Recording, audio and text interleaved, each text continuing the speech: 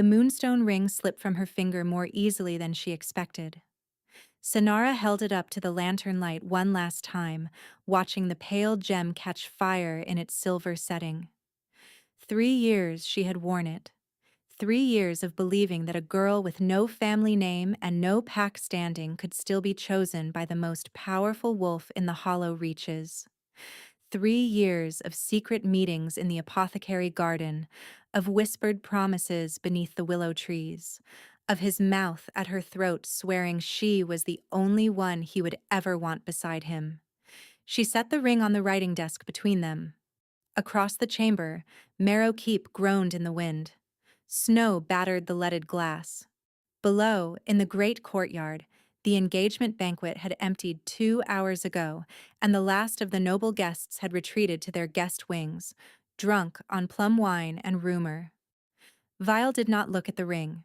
He stood at the hearth with his back to her, one hand braced against the carved mantel, the other curled into a fist at his side.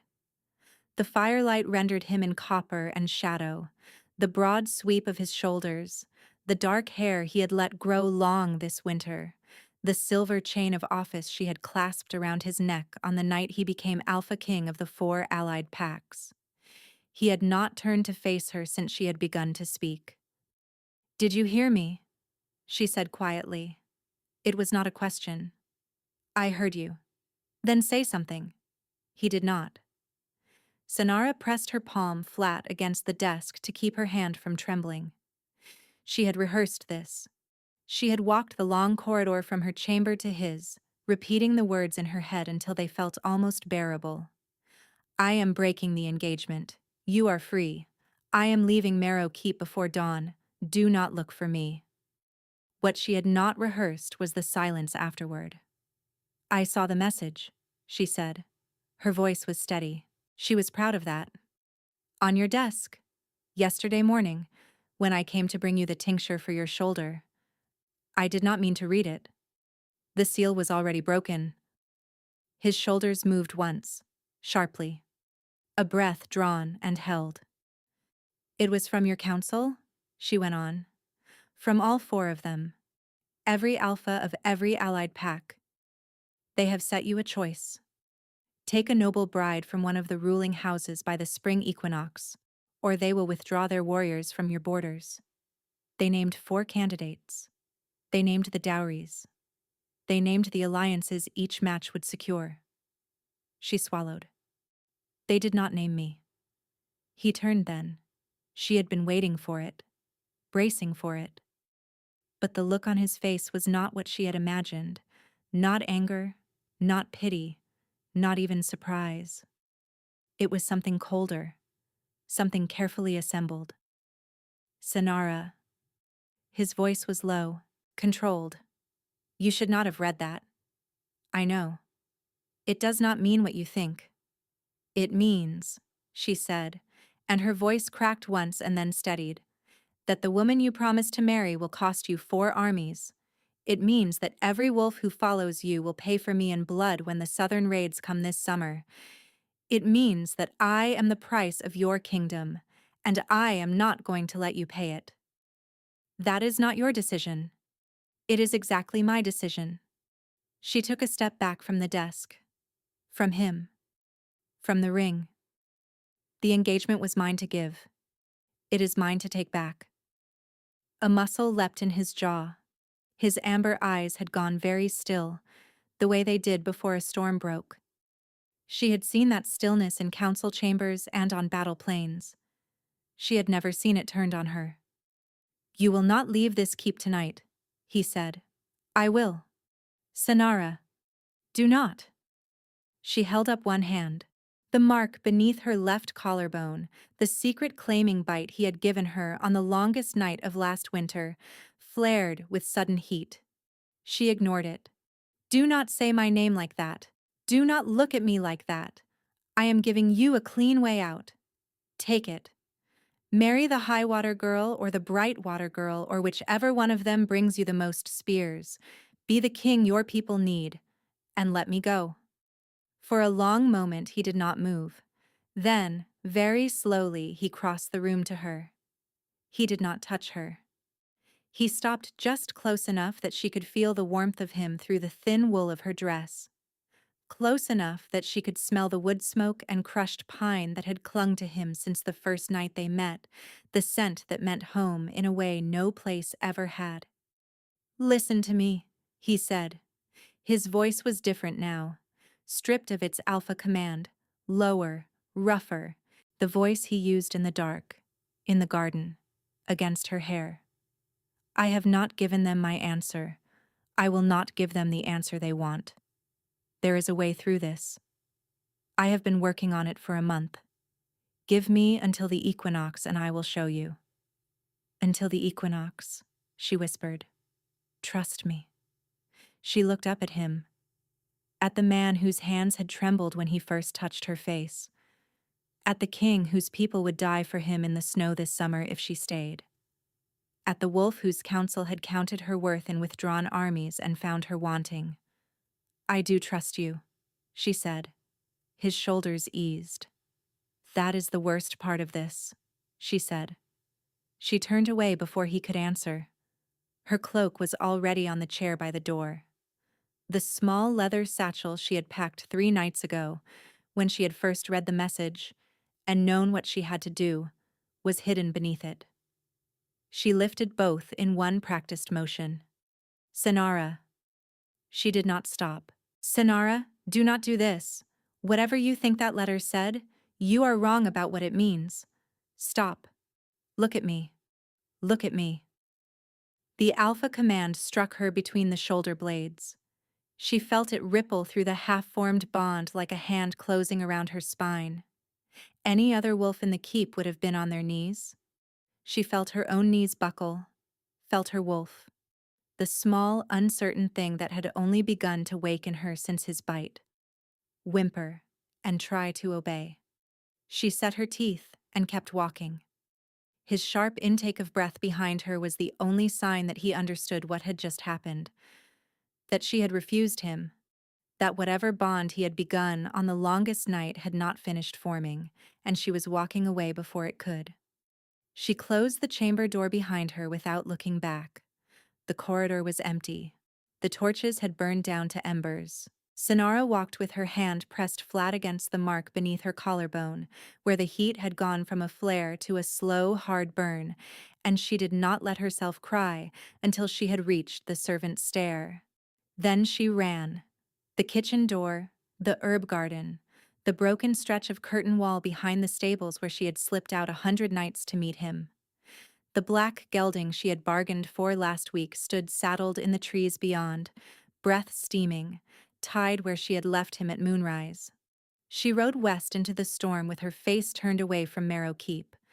She did not look back when she heard the howl. It came from the high tower, raw and broken and unending, a sound she had never heard him make before. It meant he had gone to the desk, after she left, and found the second letter she had hidden beneath the ring. The one she had written 3 nights ago, and could not bring herself to leave him. The one that began there is something you do not know about me, something I should have told you weeks ago. She had decided, in the end, to take that secret with her. Behind her, the howl rose into the snow and did not fall. She rode harder. By the time the keep's bells began to ring, calling every wolf within 10 leagues to muster in the courtyard, Senara had crossed the river and was already gone. She did not see Vial find the small, dark stain of blood she had left on the writing desk, where the unfinished mark beneath her collarbone had broken open as she walked away. She did not see him press his fingers to it and whisper a name no one else heard.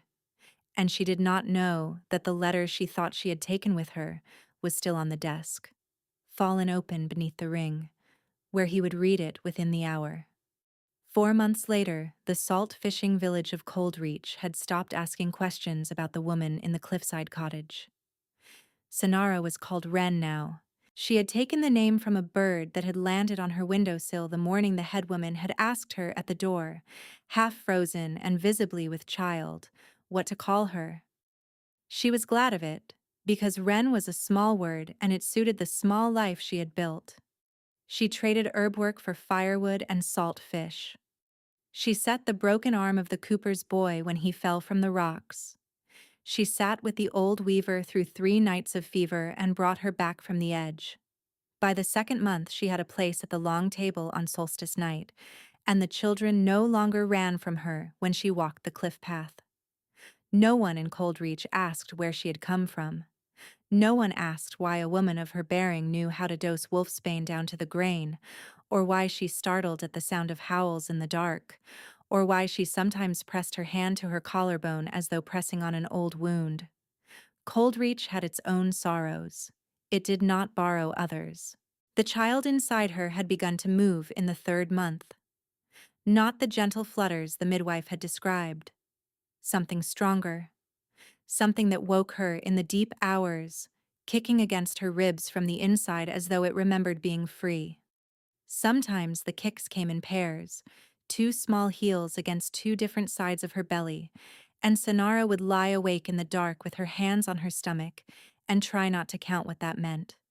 Wolves bred true. Wolves of royal blood bred truer. She did not let herself think of the father. She tried, at least. The mark beneath her collarbone had not faded. By every law of wolf kind she had ever heard, a broken claim should have closed and gone to flat scar within a moon. Hers had not. It had darkened. It pulsed when the wind came from the east. Some nights it woke her with a bright, clean burn that felt almost like a hand pressed against her skin from the other side of the world. She told herself it was infection. She told herself it was guilt. She did not tell herself the truth, which was that she could feel him. It was not constant. It came in waves. A great pressure, searching and then receding. A grief so vast she sometimes had to sit down on the cliff path and breathe through it because it was not hers, and it would not let her go. A name spoken over and over against her sternum in the small hours. Sonara, Sonara, Sonara, until she would press her face into her pillow and weep without knowing whose tears she was crying. She thought sometimes that she was losing her mind. She hoped, sometimes, that she was. It was easier than the alternative. The girl arrived on the morning of the spring market. Sonara was at the long table outside the headwoman's hall, weighing dried sea thistle for the winter stores, when she heard the rider come up the cliff road. She did not look up at first. Riders came to Coldreach now and again. Salt buyers from the inland towns mostly. Pilgrims to the old shrine on the headland. Then she heard the voice, and she went very still. "I am told there is a healer here."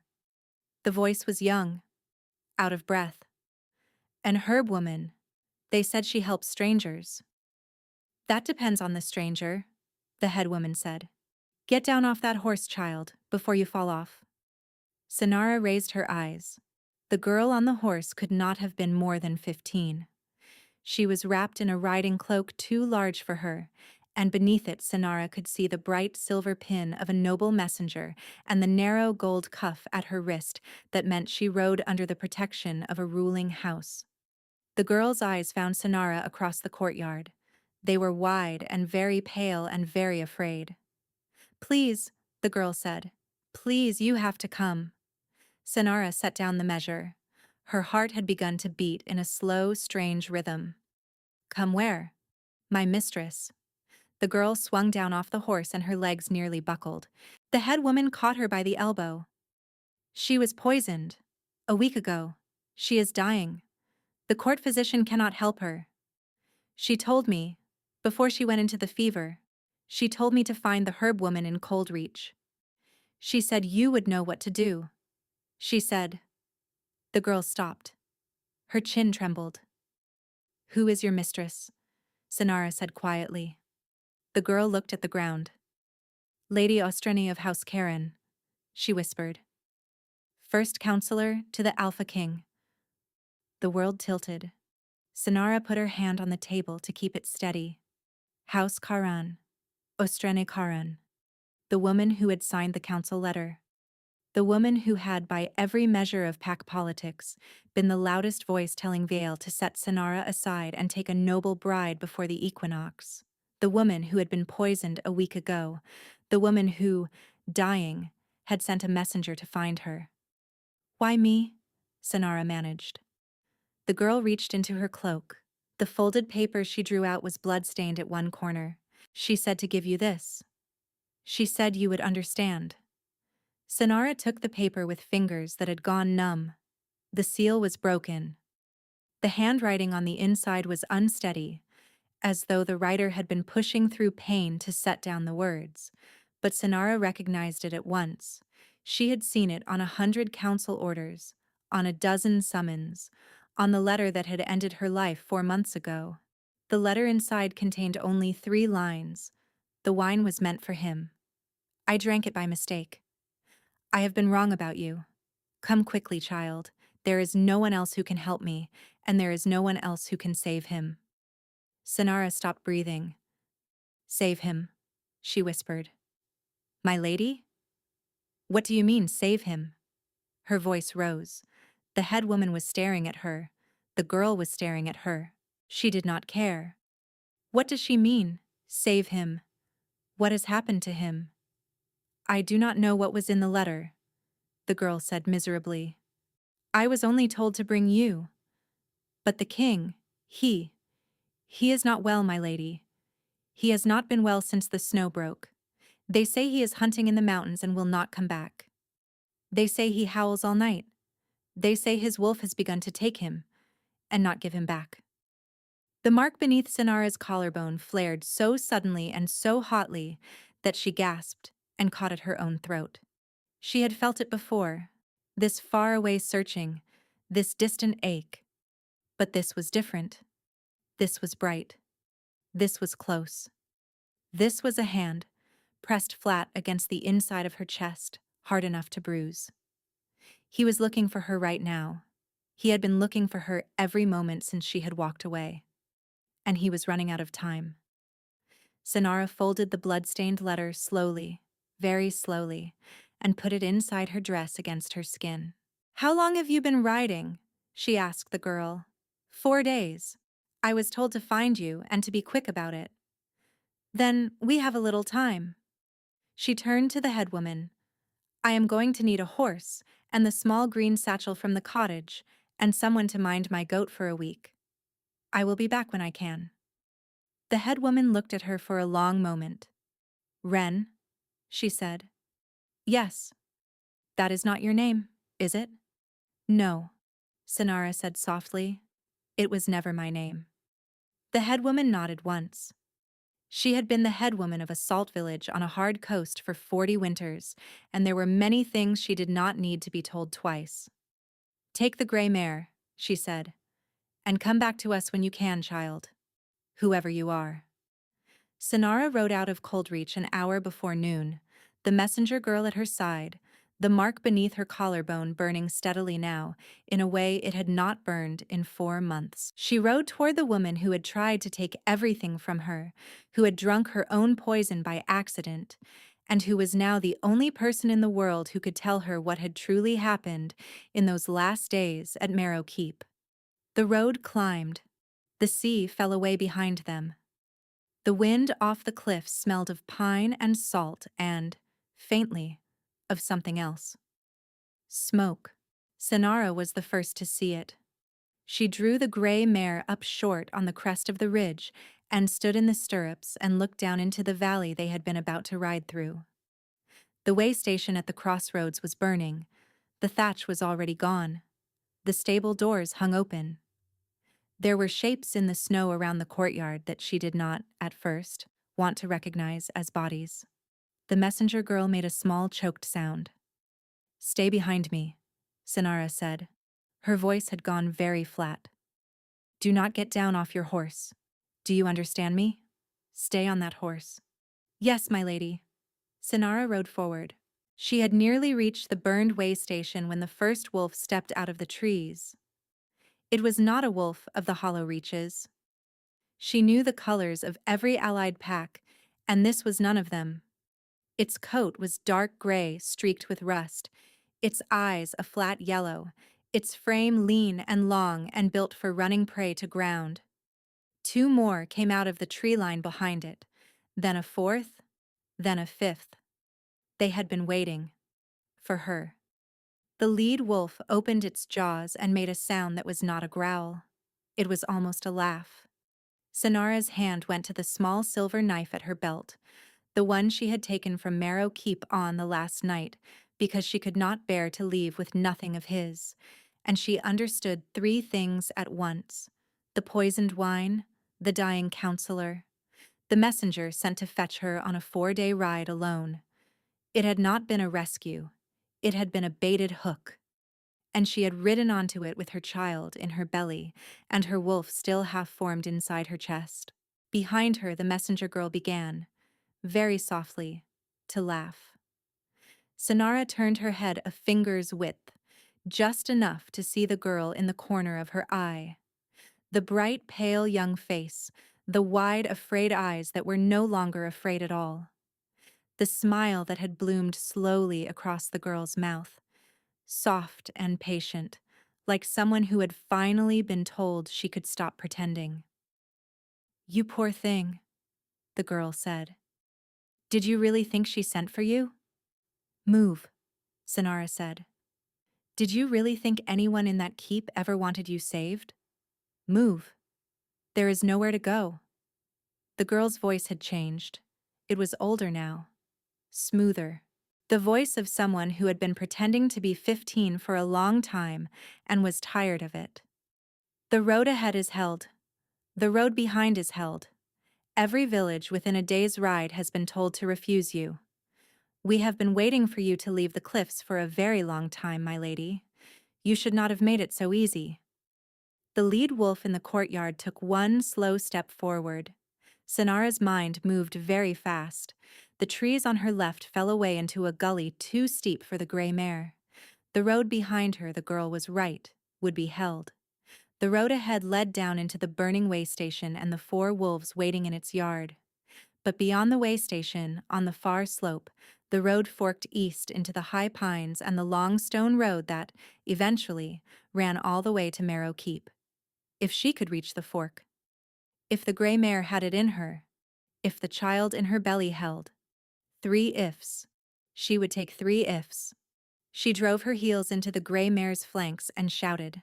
The mare bolted forward. Not toward the way station. Down. Off the road. Into the gully Sonara had told herself was too steep, because the steepness was the point, because no wolf bred for chasing was built for plunging downhill through scree and broken pine. The gray mare went down the slope on her haunches in a roar of stones. Behind her, the messenger girl screamed an order. Behind her, wolves howled and gave chase. Sonara did not look back. She bent low over the mare's neck and gripped with her thighs, and the gray mare, half mad with terror and fully magnificent, took her down the gully and across the frozen creek at the bottom and up the far side in 3 lunging bounds that nearly broke them both. A crossbow bolt buried itself in the pine 3 handspans from her face. She wrenched the mare hard right. Another bolt. This one sang past her ear and struck the saddle leather and stuck there, vibrating, black-fletched. The fletching wrapped in something dark that Sonara did not need to look at twice to recognize. Wolf's bane. They were not trying to take her alive. The far slope steepened. The mare lunged. Sonara felt the child in her belly kick, hard, twice, and the mark beneath her collarbone, the mark she had spent 4 months trying to forget, opened. It was the only word for it, and through it came Vielle, not a memory, not a feeling, him, all of him, pouring through the half-finished bond like a river finding its channel after a long drought, hot and overwhelming and so vast she nearly came off the saddle. "Where are you?" The voice was not in her ears. It was inside her skull, inside her sternum, inside the small, cold space where she had locked him away 4 months ago and told herself the lock would hold. "Where are you? Where are you, Sonara? Talk to me. Where are you? Please." She could not answer with words. She did not know how, but she did not need to. The bond had opened both ways, and whatever she could feel of him, he could feel of her. She felt the moment he understood. She felt him register the gray mare under her, the wolves behind her, the bolt in the saddle, the wolfsbane on its tip. She felt him lose his mind. The roar that came back through the bond was not language. It was not even sound. It was a wave of something that hit her so hard she actually cried out, and the gray mare faltered beneath her, and then surged forward with a fresh burst of speed as though she had felt it too. "Hold on!" came the voice through the bond, steadier now, brutally steady. "Hold on, I am coming. Hold on. Do not let them take you. Sonara, do not let them take you. I am coming." She crested the ridge. The fork in the road lay below her. She took the east. The mare's flanks were lathered. Behind her, the wolves had reached the gully and were already across it, spreading out through the pines on both sides of her, working to flank. A new sound rose behind her. Not howling. Hooves. The messenger girl had brought riders. Sonara reached down for the silver knife at her belt and drew it. The first wolf broke from the pines on her left and lunged for the mare's hindquarters. She slashed sideways, blind, and felt the blade catch. The wolf yelped and fell back. The second came in from the right. She wrenched the mare around. The blade caught again, this time across the muzzle, and the wolf turned away snarling. But the third was already coming, and she was tiring, and the mare was tiring, and the path ahead was narrowing, and she knew, with a clarity she had not felt in 4 months, that she was not going to make it. The bond pulsed. "One more turn," Vial's voice said inside her chest. "One more turn, and then you stop. Do you hear me? You stop." She turned anyway. She had stopped thinking. She was running on the bond now, the way a drowning swimmer runs on the rope someone has thrown them. The path bent around a rock outcrop into a small clearing. Sonara hauled the gray mare up so hard the animal nearly went over backward. She slid from the saddle, knife in one hand, the other arm wrapped under her belly, and she turned to face the wolves coming up the path behind her. There were 6 of them now. The riders behind that. And then the trees on the far side of the clearing exploded. Something came through them that was not a wolf. Or not only a wolf. It was too large. The pines did not bend for it. They broke. It hit the clearing in a single bound that crossed 30 feet of frozen ground, and it landed between Sonara and the pursuit. And it turned, and its eyes were not amber. They were gold. Molten gold. The color of something that had spent 4 months in a furnace and was no longer quite the same thing it had been when it went in. The first hunting wolf reached the clearing. The thing that had been veiled did not move toward it. It opened its jaws and made a sound that was lower than a growl and older than language, and the hunting wolf stopped, as though it had run into a wall, and then began, very slowly, to back away. The other wolves were still coming. The thing that had been Vial went to meet them. Sonara did not see what happened next. She had fallen to her knees in the snow with her arms around her belly and her face turned away. She heard wolves cry out. She heard wolves stop crying out. She heard a man's voice somewhere, perhaps the messenger girl's father, perhaps her handler, screaming orders that nobody alive was left to follow. Then she heard hooves, going away. Then nothing. Then she heard a soft exhale, very close, and a great warm weight settled against her back, and she felt the press of a wide muzzle against the nape of her neck, and she felt him breathe her in as though he had been starving for the smell of her for 4 months and had only just remembered what air was for. She did not turn around. She could not. She put her hand back, blind, into the thick blood-matted fur at his throat, and she felt him shudder once against her, all the way through his enormous body, and then go still. "Fail," she whispered. The shift when it came was almost gentle. She felt fur become skin under her palm. She felt the great body behind her become a man's body, on his knees, his arms coming around her from behind, his face pressed into her hair, his breath ragged and hot against the back of her neck. He did not speak. He was crying. She could feel it through the bond before she could feel it on her skin. The grief of him, the relief of him, the 4 months of him. It came through the open mark beneath her collarbone in a flood that left her gasping, and somewhere in the middle of it, somewhere in the storm of his unguarded mind, she found the thing he had been hiding. She found what was in the second letter, the one she had left on his desk, the one he had read.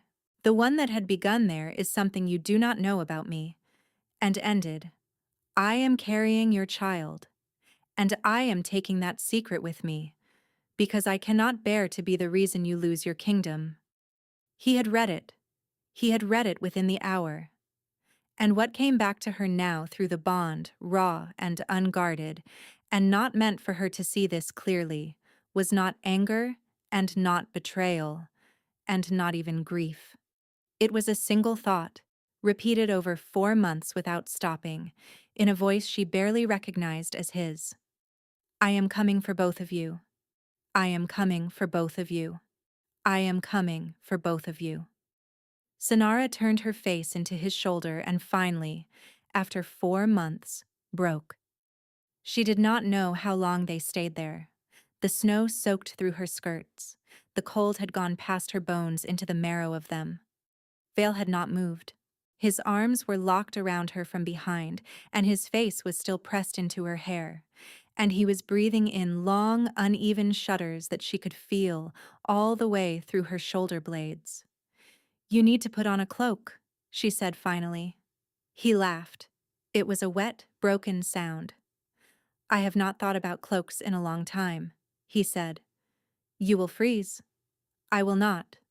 She turned in his arms until she was facing him, and for the first time in 4 months, she looked at his face. It was not his face. It was, and it was not. The bones were the same. The dark hair, the hard jaw, and the small scar at the edge of his mouth she had once kissed on a summer night in the apothecary garden. But the man she had walked away from at Marrow Keep had been a king. The man kneeling in front of her now was something hollowed out. His cheekbones stood too sharply. His eyes were rimmed dark. There was a tremor in his hands that she did not remember. What did they do to you? She whispered. Not them. His voice was rough. You. She flinched. He caught her face in both his hands at once. No. That came out wrong. I did this. I let you walk out of that room. You begged me to release you, and I tried to command you instead, and I will pay for that for the rest of my life. You read the letter, she said. It was not a question. His eyes closed. Yes. How long after I left? Less than an hour. And you came after me. I have been coming after you for 4 months. He opened his eyes. They were wet. I have not stopped. I have not slept. I have ridden every road in the Reaches twice. I had men in every port and every pass. 3 weeks ago, I crossed the border into Karan lands without permission and tore the southern garrison apart with my hands because I thought one of their captains had seen you. He had not. I am told I nearly killed him. I do not remember it. He let out a broken breath. My beta has been ruling in my place. The council has been calling for my abdication.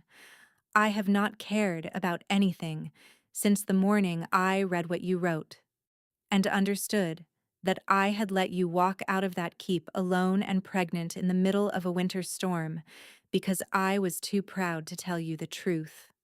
What truth? That the council had ordered me to set you aside? That I had refused? That I had spent the month before our engagement banquet drafting an alliance that would replace the 4 armies they were threatening to withdraw, so that I would never have to choose between my crown and you? That I had it almost finished? That I was going to bring it to you on the morning after the banquet, and lay it in your lap and tell you to marry me anyway, because I had found a way. She could not breathe. You did not tell me, she said. I wanted to surprise you. Vale. I know. His thumb moved across her cheek. There are no words bad enough for what I did. I let you read that letter on my desk, and I did not come after you that day because I thought I had 2 more weeks.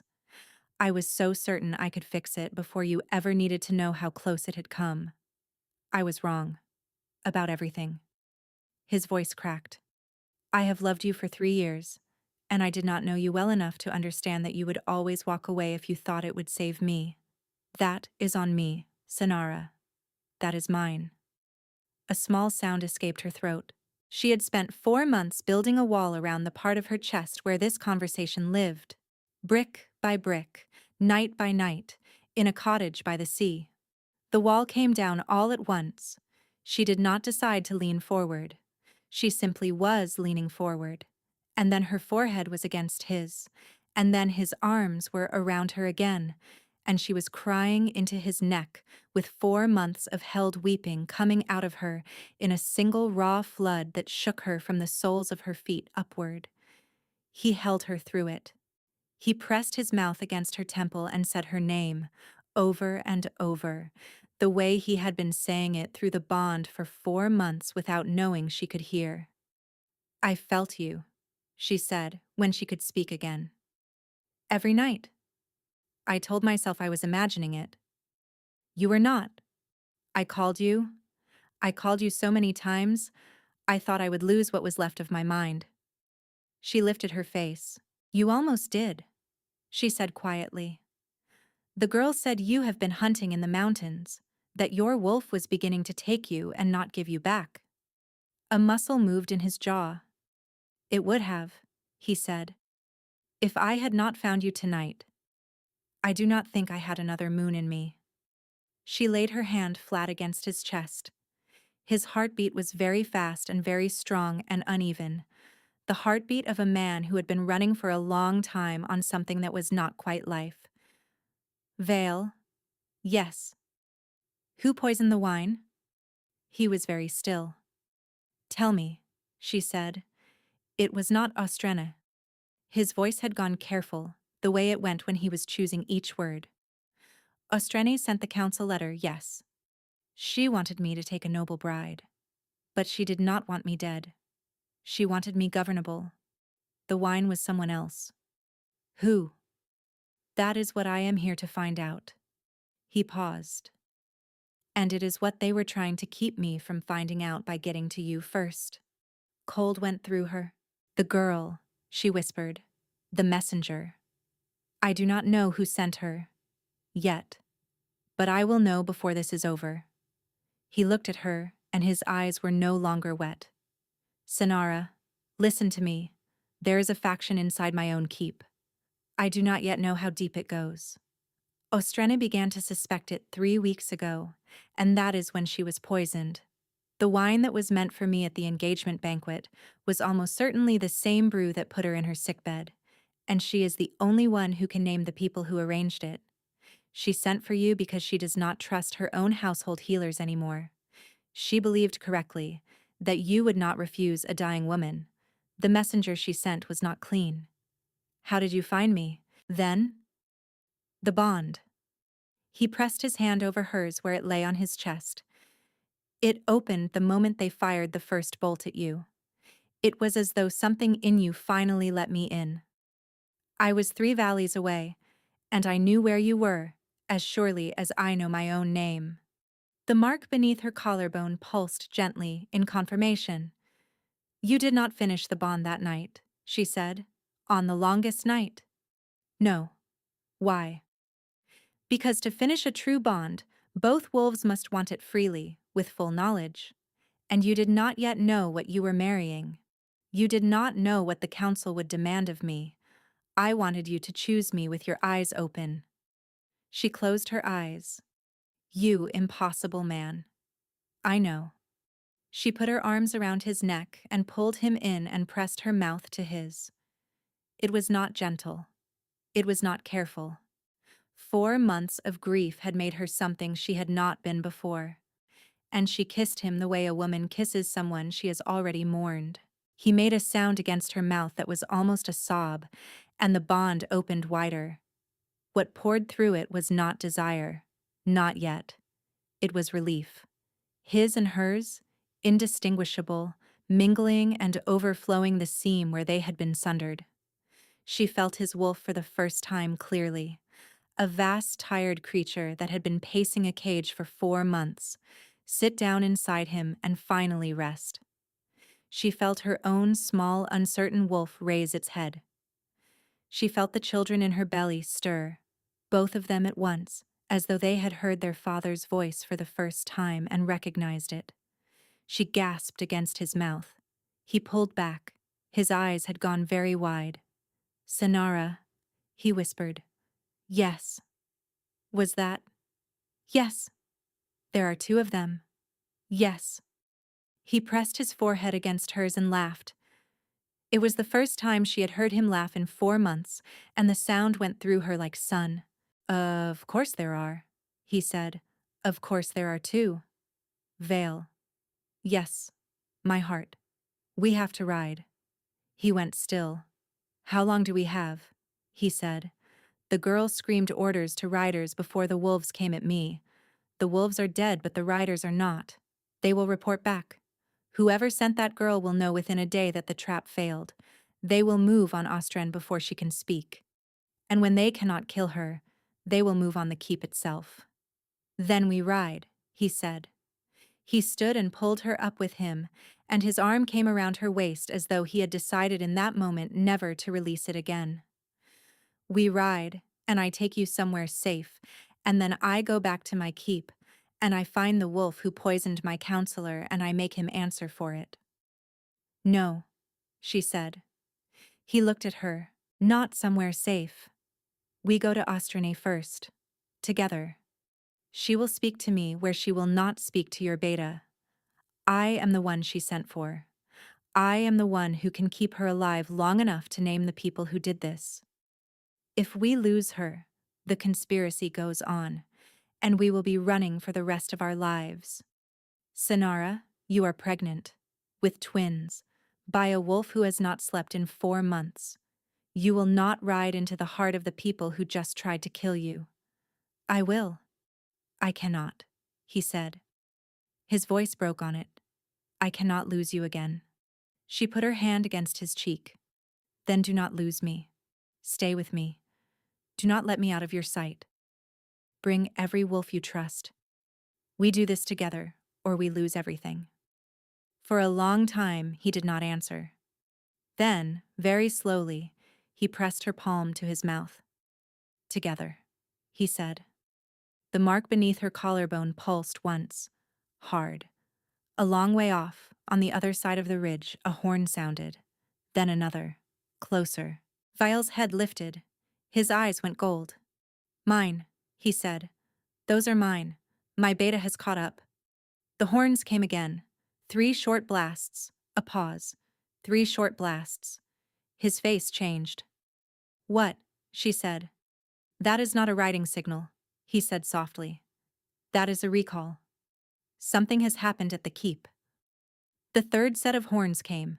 3 short. 1 long. Vial's hand tightened on her arm. "Sonara," he said.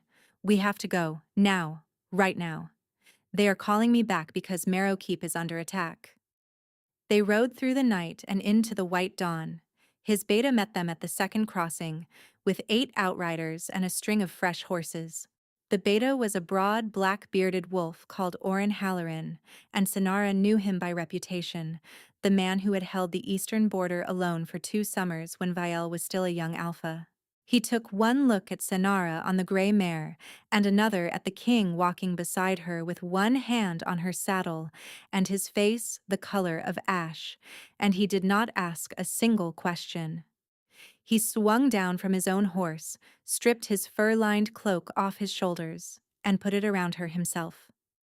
"My lady," he said. He did not bow. He did not have to. The cloak said it. "Oren," Vale said. "Tell me." "It started at moonrise yesterday." Oren's voice was flat. He spoke as he handed her up onto the fresh horse, a tall bay with quiet eyes. "A fire in the kitchens, then a fire in the south stable, then 4 of the gate guards down with cut throats from the inside. We held the inner keep, but we lost the outer ward. Whoever did it had been in our walls a long time. Lady Ostren is still alive as of an hour ago. Barely. Her runner reached me at the third crossing. Who is leading them? Vale said. That is the part I rode 3 horses to death to tell you. Oren's mouth thinned. Edrin. Vile went absolutely still. Say that again. Edrin is leading them. Sonara looked between them. Her hands had gone cold inside the cloak. Who is Edrin? She said quietly. It was Oren who answered. He did not look away from Vale's face. His brother, Oren said. Sonara closed her eyes. She had never met Edrin. She had heard him spoken of, twice, in 3 years. Vale's elder half-brother. Sent away to the southern abbeys at 16, on the day Vale had been confirmed as heir, because the council had feared a contested succession. Sonara had asked Vale about him once, on a summer evening in the apothecary garden, and Vile had told her, very briefly, that his brother was a good man who had been given a hard life and that he visited him at the abbey twice a year and brought him books. She had not asked again. She had understood, from the careful way Vale had spoken, that it was a wound. The abbey released him, Oren said. 3 months ago, without informing us. We have only just learned this. He has been in the reaches for the full of winter, my king. He has been moving among the council the entire time you have been hunting in the mountains. He has been telling them, very gently, that you are no longer fit to rule. That is why Ostren began to suspect, Vale said. His voice had gone very quiet. Yes. That is why they poisoned the wine at the engagement banquet. Yes. My own brother. Oren did not answer. There was no answer. Val turned his face away. He stood for a long time with one hand against the bay's flank and his shoulders rigid. Sonara could feel, through the bond, the thing happening in his chest. The poisoning had been a wound. The kingdom in flames was a wound. But this was the wound under the wound, the one that had been there a long time, buried, scarred over, and now opened fresh. Vael, she said softly. He did not turn. She slid off the bay before Oren could stop her. She walked around to him. She put her hand on his back, between his shoulder blades, and she felt him take a long, uneven breath. He will not have you, she said. He will not have your kingdom. He will not have your throne. And he will not have me. Do you hear me? He will not have any of us. He turned and looked down at her. His eyes were wet again, but they had also gone hard. No, he said, he will not. He lifted her back onto the bay himself. His hand closed for a moment around her ankle, gentle, possessive, anchoring. Then he was on his own horse, and Oren was on his, and the 8 outriders formed up around them, and they rode for Marrow Keep. They reached the high pass at midday. From the pass, the keep was visible across the long valley. Sonara had seen Marrow Keep 1,000 times. She had never seen it like this. The outer ward was burning in 3 places. The great banner above the gatehouse, which had carried Vial's wolf and crescent for 9 years, had been pulled down and replaced. The new banner was white. On it, in heavy black, was the shape of an open book. The Abbey sigil, Vial said softly. He has flown his old order's colors. He is telling the kingdom that he is the lawful heir. Is he? Sonara said. Vial was quiet for a moment. Under the old laws, before the council reformed the succession, the eldest son inherited regardless of his mother's standing. Adrian is older than I am by 4 years. If those laws were restored, he would have the better claim. He is not stupid, Sonara. He has been planning this since the day they sent him to that abbey. I went to visit him twice a year for 15 years, and I did not see it. You loved him, she said. Yes. That is not a failure. It is a failure tonight.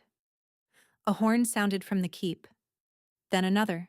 A rider broke from the gatehouse and came down the road toward them at a hard gallop, white flag of parley above his head.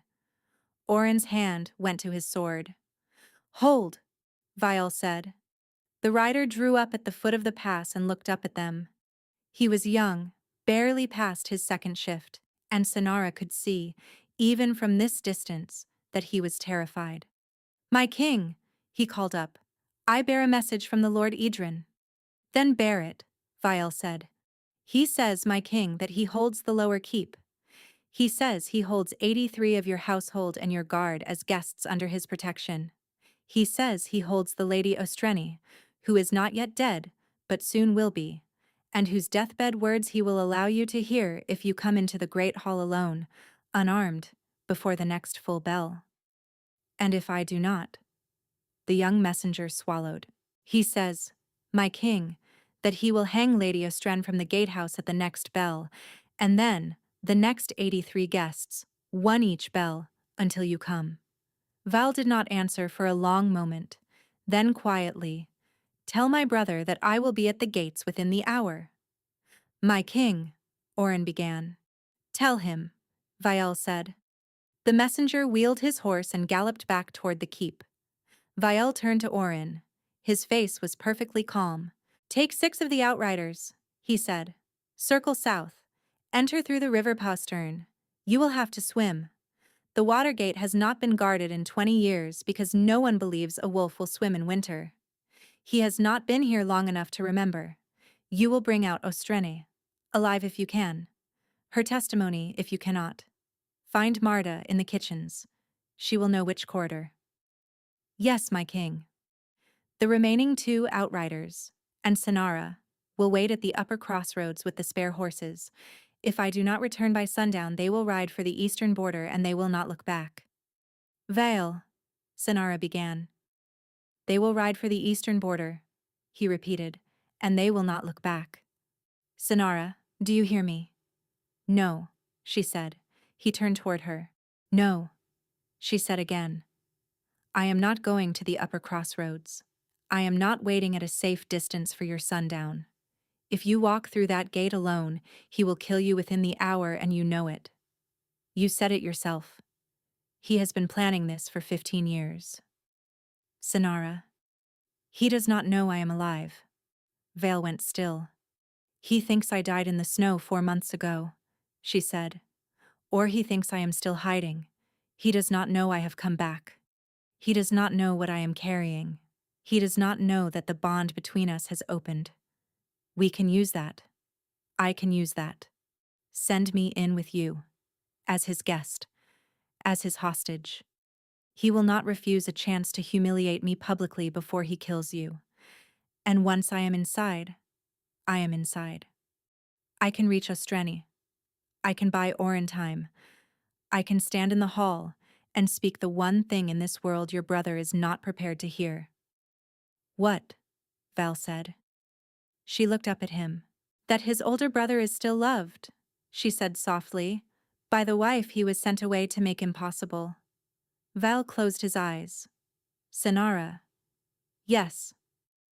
"You are asking me to walk you into a hall where my brother intends to hang the woman who saved my life."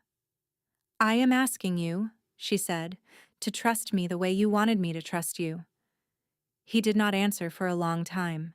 Then he opened his eyes, and they were gold. "Together," he said. "Together," she said. And below them, in the burning keep, the bell began to toll.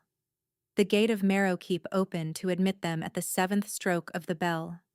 Sonara walked through it on Vial's arm. She had insisted on that. Not behind him. Not led by guards. On his arm as a queen walks beside her king. She wore Oren's fur-lined cloak over the same plain wool dress she had ridden in, and her hand rested lightly in the crook of his elbow, and her belly, 4 months and unmistakable, was visible to every wolf in the courtyard the moment her cloak parted at the stairs. The intake of breath, when they saw her, ran through the courtyard like a wind. She heard her name said in a dozen mouths at once. Heard it carried up to the upper galleries. Heard the silence that followed it. The shocked listening silence of a household that had been told for 4 months that the king's lover had died of grief in the storm, and was watching that lie walk in through the gate. Vale's hand came over hers. "Now," he murmured. "Now," she agreed. They climbed the stairs to the great hall together. The doors stood open. Edrin had wanted them open. He had wanted Vale to see, from the threshold, exactly what he had walked into. The hall was lined with armed men. A full third of the figures along the walls were human, hard-faced Southerners in the dark robes of the Abbey's lay militia. Idran had brought outsiders. He had brought witnesses. He had brought men who could not be commanded by an alpha's voice. At the foot of the dais, on a low cot, lay an old woman in a gray shift. Her face was the color of tallow. Her eyes were closed. Sonara saw the slow rise of her chest and knew, with a healer's certainty, that Lady Ostreni Karan had perhaps 3 hours of life left in her. On the dais itself, in the chair that had been Vael's, sat a man Sonara had never seen in person. He was thinner than Vael, paler, with the same dark hair gone prematurely silver at the temples. He held himself like a scholar, not a soldier. His robe was plain dark gray, his hands folded neatly in his lap, and when he saw Sonara on Vael's arm, he did not look surprised at all. He looked, very faintly, sad. "Brother," he said softly. "Edrin. You brought the girl. I brought my wife." A small ripple went through the hall. Edrin's eyes did not leave Sonara's face. "You were not married at the equinox," he said. "We are now. The bond is not finished. I can feel it from here." "It will be." Edrin inclined his head, as if accepting a small point of theology. "Sonara of no house," he said gently. "Welcome to the keep you walked away from." "Lord Edrin of the Southern Abbeys," she said. Her voice was steadier than she had expected. "I am sorry it has taken me 4 months to come and meet you." A flicker of something crossed his face, not anger, almost amusement. "You are braver than I was led to believe," he said. "I have had 4 months to think," she said, "about what I would say to the man who poisoned a counselor and burned a kitchen and took 83 of my husband's household hostage to draw him into a room. I have settled on a few things. Have you?" "Yes. I am all curiosity." She took her hand off Vale's arm. She walked, slowly, 3 paces forward. Vale did not stop her. She had told him on the high pass exactly what she was going to do, and he had agreed, and she felt him through the bond now, every breath, and every thread of his attention, the leashed and waiting weight of him at her back. She did not look at him. She could not afford to. She walked until she was standing over Lady Ostreni's cot. "May I?" she said, without looking up at Edrin. "May you what?" "Tend to her. She is dying. I am aware." Edrin's head tilted slightly. "Why would I let you do that?" "Because you did not bring me into this hall to watch your only witness die in front of me," Sonara said, still without looking up. "You brought me into this hall because you have already decided how this scene is going to end, and you want me to be alive to see it. Lady Ostrene dying quietly while I stand here and do nothing weakens the scene. You are a careful man, my lord. You do not waste scenes." A long silence. "You are not what I was told," Edrin said, very softly. "Few of us are." "Tend to her, then." Briefly. Sonara knelt. She had been carrying the small green satchel inside her cloak the entire ride. She drew it out now. Her hands did not shake. She mixed ground silvercress, bitter mint distillate, and a pinch of the blue salt the head woman of Coldreach had given her on the morning she rode out, with 3 drops from her own water skin in the small horn cup she carried for emergencies. She lifted Ostren's head onto her knee. "My lady," she whispered, "drink this, slowly." The old woman's eyes opened a fraction. They focused on Sonara's face. Recognition came into them. Then, astonishingly, the ghost of a smile. "Healer," Ostreni breathed. "Yes. You came. I came. I was wrong about you." I know. The old woman drank. It took a long time. Sonara held her head and tipped the cup, drop by drop, and felt the herbs do what they did, which was not to cure, because nothing would cure her now, but to clear. To buy. To give a dying woman one last hour of clarity before her body gave out. By the time the cup was empty, Ostreni's eyes were open and focused. By the time Sonara lowered her gently back to the cot, the hall had gone very quiet. Sonara stood up. She turned to face the dais. "My lord," she said, "Lady Ostreni would like to make her statement now, before witnesses, while she still can." Edrin's face did not change, but Sonara saw it. The smallest tightening at the corner of his mouth. The smallest shift of his hand on the arm of the chair. He had not expected this. He had expected the old woman to slip into the long dark before she could speak. He had built the whole scene on it. She had taken his scene from him. "That is not what we are here for," Edrin said. "It is what I am here for." "Sonara of no house," he said softly. "You are very far from your cottage." "Yes, my lord." "You should have stayed there." "I know. It will be a short walk back, when this is finished." "Perhaps." He smiled. It was a very gentle smile. It did not reach his eyes. "Take her," he said, to the men along the walls. 3 of the Southern Abbey men stepped forward. Sonara did not move. She did not look at Vale. She did not need to. The bond was wide open between them now, and she could feel him gathering, the way a storm gathers, the way a great wave gathers, the leashed weight of him going taut at her back. She raised her voice. "Lady Ostreni," she said clearly, "who poisoned the wine at the engagement banquet?" The hall held its breath. The old woman on the cot drew a long, thin breath of her own. "Lord Edrin of the Southern Abbeys," she said, in a voice that carried somehow all the way to the gallery. "He paid the steward in the autumn. He paid the cellarmaster on the longest night. He sent the brewer back to the south with 20 pieces of silver in his purse and a knife in his back. I have the names. I have the dates. I have the receipts in a sealed box in the 3rd stone of the western chapel hearth, behind the cracked tile.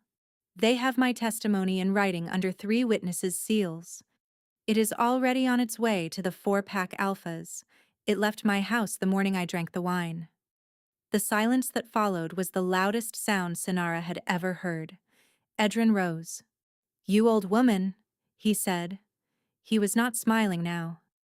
"Yes," Ostrene agreed. He moved fast. The Abbey men along the walls moved with him, and the 3 coming for Sonara broke into a run, and from the gallery above came the sudden clash of steel as Oren Halloran and his 6 outriders, who had not gone to the river postern at all, dropped down into the hall with 20 more wolves Vale had been quietly massing for a week. Vale moved last. He moved through the hall like weather. He did not shift. He did not need to. His hand closed on the front of Edrin's robe halfway up the dais and lifted his older brother off the floor and slammed him back into the chair that had been Viel's, and the Abbey men nearest the dais hesitated, just for a heartbeat, because some old animal part of every man in that room had recognized, finally, who the dominant wolf in it was. The heartbeat was enough. In the chaos that followed, Sonara heard Ostrene cough once, softly, and go still. She heard Oren shout an order. She heard wolves pour through the upper doors. She did not see the small silver knife come out of Edrin's sleeve until it was already moving. It was not aimed at Vale. It was aimed at her belly. She felt it before she saw it. The bond rang inside her like a struck bell. She turned. She raised her arm. She felt the blade go through the heavy fur of Oren's cloak and into the meat of her forearm, deep, all the way to the bone, and she felt the wolfsbane on it begin, immediately, to burn. She felt her knees go. She heard Vial make a sound that was not a sound. And then, as the floor came up to meet her and the great hall began to tilt sideways, she felt the thing inside her belly. the small, fierce thing she had been carrying for 4 months. Two of them now. Two small, bright presences that had been waiting and waiting and waiting opened their eyes. The hall filled with light. It was not her light. It was theirs. The light came up out of her. It did not feel like power. It felt like waking. Sonara was on her hands and knees on the cold stone of the dais. The silver knife was still in her arm. The wolfsbane had begun its work, a black creeping cold that ran from the wound up toward her shoulder, and she should have been losing consciousness. By every healer's reckoning she had ever made, she should have been beginning to die. She was not dying. The light had wrapped itself around the cold black line as it climbed her arm and was, very gently, eating it. She watched, distantly, as the black retreated. As the wolfsbane that should have stopped her heart simply stopped, suspended, held in place by something soft and bright and not hers. She felt the small, fierce attention of two presences inside her belly, both of them awake, both of them turned toward the wound, both of them doing this without knowing yet that they were doing anything at all. Mother, she heard. Not in words, in a feeling. Two of them. Slightly different. One brighter, one steadier. I am here, she thought back. I am here. Stay with me. Stay with me, my loves. Stay with me. The black retreated all the way back to the wound and stopped. Sonara raised her head. The hall had gone still around her. The abbey men nearest the dais had stopped where they stood, weapons half raised, and they were staring at her, not at Vielle. Their faces had gone slack with the particular stupidity that comes over men when something happens that their training has not prepared them for. Behind them, Oren and his wolves had reached the dais steps and stopped, because the dais was now full of light, and the light had made the whole hall strange. Vale was on his knees beside her. He had Idrin by the throat. He had not noticed. He was looking at her, only at her, and she had never seen his face do what it was doing now. It was open. All the careful weights and counterweights of a king's face had simply fallen off it, and what was left was a man. Sonara, he whispered. I am all right. You are glowing. It is not me. His eyes dropped to her belly. They went very wide. Oh, he said. Yes. Oh. She laughed. It came out choked and wet, but it came out. Help me up. He did. He had to use only one arm because the other was still locked at the throat of his older brother, who had gone very pale and very still in his grip, and was watching Sonara with an expression she could not read. Vile lifted her to her feet as though she weighed nothing. He kept her against his side. He did not look away from her, even now, even with the kingdom's traitor in his other hand. She turned her face to Edren. My lord, she said quietly. Sonara of no house, he said. I am not of no house anymore? No, he agreed in a voice that had gone almost gentle. I see that. The light around her belly pulsed once, softly, and dimmed. Not gone. Banked. The way a fire banks for the night, alive under its ash, ready to be woken again. She lifted her wounded arm. The wolfsbane line had retreated to a faint gray shadow around the wound, no longer climbing, no longer killing. She set her teeth and pulled the blade out in one motion. The pain was clean and simple. The blood that came after it was red, not black. She handed the knife, hilt first, to Vielle. This is yours, she said. I think. Vielle took it. He did not look at it. He looked at Idran. Brother, he said. Yes. Why? The hall was very quiet. Idran was silent for a long moment. Then, with what dignity a man can keep when he is being held off the floor by his throat, he said, because I was 4 years old when I learned that I had been born into the wrong half of a story. By the laws our great-grandfather wrote, the keep was mine. The kingdom was mine. The council put a crown on the wrong head, and they sent me to a southern abbey to read books about it for 15 years, And you came twice a year and brought me more books. And I loved you, brother. I want you to know that. I loved you. And I still took the chance when it came. You poisoned my counselor. Yes. You burned my keep. Yes. You raised a knife to my wife and unborn children. Edrin's eyes closed. Yes, he said. I am not going to kill you, Vale said. Edrin's eyes opened. He looked for the first time, surprised. You are not, he said. No. Why? Because if I kill you, Vael said, I am the kind of man who kills his older brother in a great hall in front of his wife. I have decided I am not going to be that kind of man tonight. He set Edrin down. He did not let go of his throat. You will go to the 4-pack alphas. You will give yourself up to their judgment. You will be tried under the laws you spent 15 years studying, and you will accept what they decide, whatever it is. Do you understand me, Edrin? Yes. Say it. I understand you, brother. Val let go of his throat. Edrin did not run. He did not draw another knife. He simply stood, where Val had set him down, with his head bowed, while Oren's wolves came up the dais and took him by the arms and led him out of the hall. Sonara watched him go. She had heard what he had said, the thing about the wrong half of the story, and she understood in a small, clear, cold place inside herself that he had not been entirely lying. There was a shape of truth in him, a wound that was real. None of it excused what he had done. All of it had to be witnessed anyway. When the doors closed behind him, she turned her face into Vial's chest and let go. He held her for a long time. The hall around them began, slowly, to come back to itself. Oren gave orders in a low voice. Wounded wolves were carried out. The Southern Abbey men, leaderless and stunned, laid down their weapons one by one and were taken to the lower cells. At some point, Sonara realized that someone was calling her name. It was coming from the cot at the foot of the dais. She lifted her head. Lady Ostreni was still alive. Sonara crossed the dais and knelt beside her. The old woman's eyes were open. They were very clear. Healer, Ostren whispered. My lady, I am going. I know. Tell him. Her hand fluttered. Sonara took it. Tell him I am sorry. For the letter. For the 4 months. For all of it.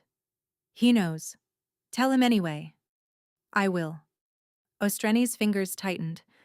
And tell my niece, the little one, in the south.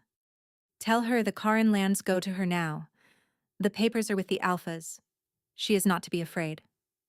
I will tell her. Good. The old woman's eyes closed. They opened once more, looked with a kind of wonder at Sonara's belly. 2. Yes.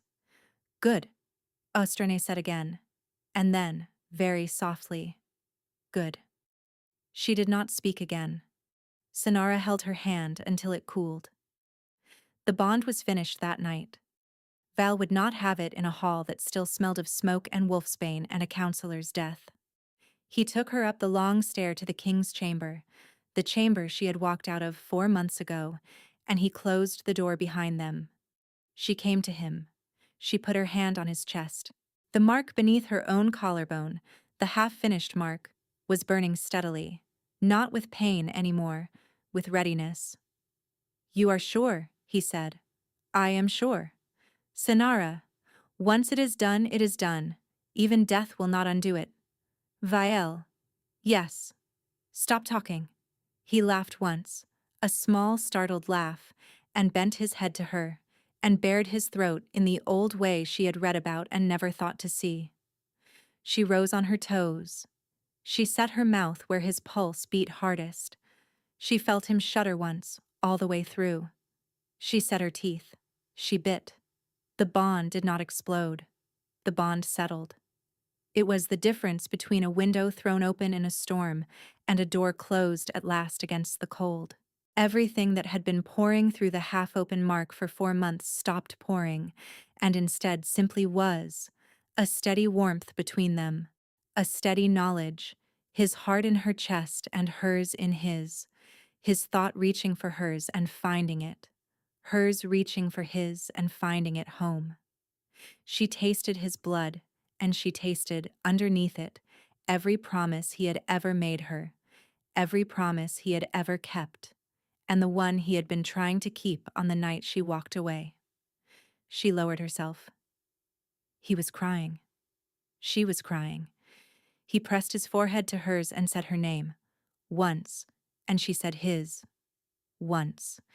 And they did not say anything else for a long time. Outside, somewhere in the keep, a wolf began to howl. Then another. Then another. By the time the sound reached the king's chamber, it was every wolf in the keep at once, and beyond the keep, every wolf in the valley, and beyond the valley, on a frequency Sonara could only just feel. Every wolf of every allied pack in the four corners of the reaches, all of them at once, lifting their voices because their alpha had been broken open for 4 months and was finally whole again. She and Vale stood inside the sound and held each other and did not speak. The trial of Edran of the Southern Abbeys was held 3 weeks after the keep was retaken. The 4-pack alphas heard Lady Ostreni's testimony, which she had committed to writing on the morning she drank the wine. They heard the witnesses from the keep. They heard the Abbey men, who, in the way of men whose leader has fallen, told everything they knew the moment they were asked. They did not take Edrin's life. They sent him back to the Southern Abbey under permanent watch, with the order that he was never again to leave its walls. Vale had spoken in his brother's defense at the trial, briefly, awkwardly, about a small boy who had once shared a tutor with him in a sunny room in the same keep. The alphas had listened. They had not been moved. But they had been, perhaps, informed. Sonara visited him once before the twins were born.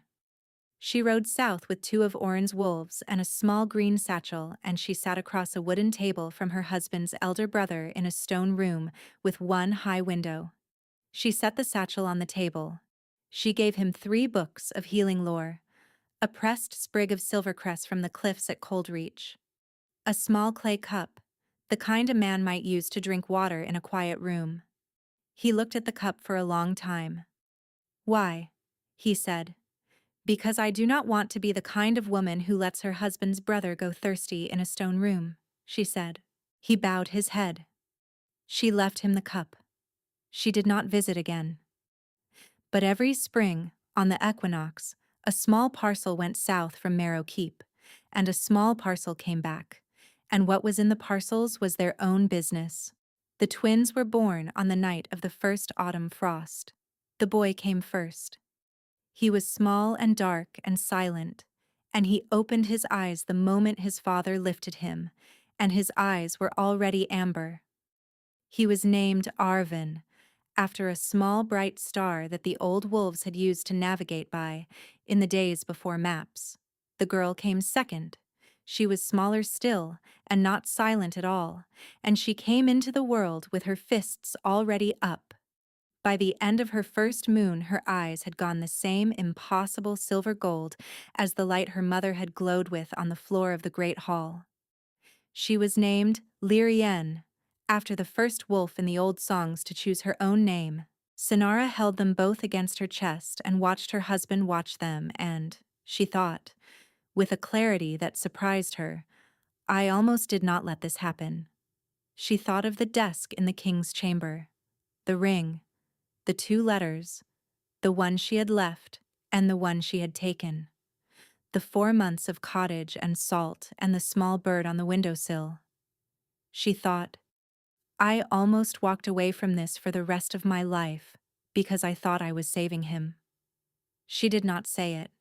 She did not have to. Vale had felt the thought go through her, and he reached across the bed and took her hand and pressed his mouth to her knuckles, and she felt his answer come back through the bond, simple and complete. And I almost let you. Never again. Never again.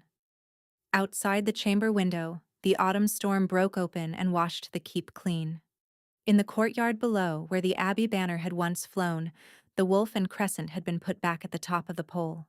The rain came down hard for an hour and then softened, and then stopped, and a clean, pale dawn came up over the eastern ridge.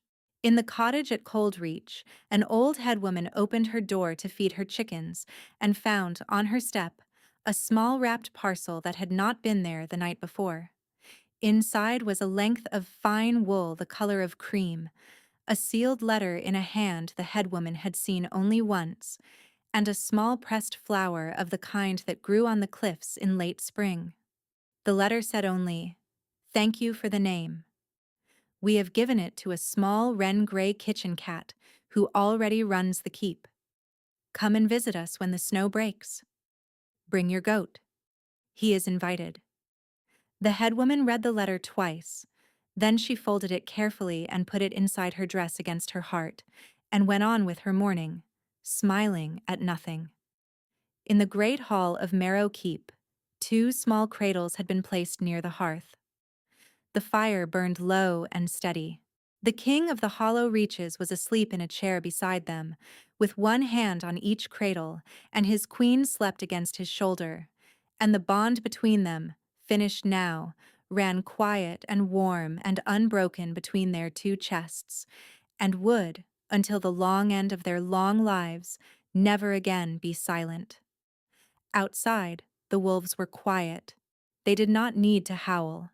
Their king was home. Their queen was home. Their heirs were home. And the night, for the first time in a long time, kept its own counsel.